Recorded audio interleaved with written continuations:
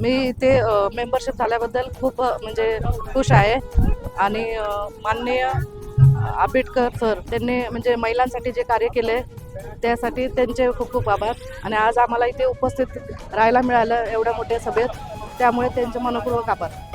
गोरगरिबांचं चांगलं आहेत नेते, लाडकी बहीण केली, लक्ष ठेवलं आमच्या चांगलं, बहिणींनी फॉर्म भरला मग आम्ही भावाची कळकळ बघून.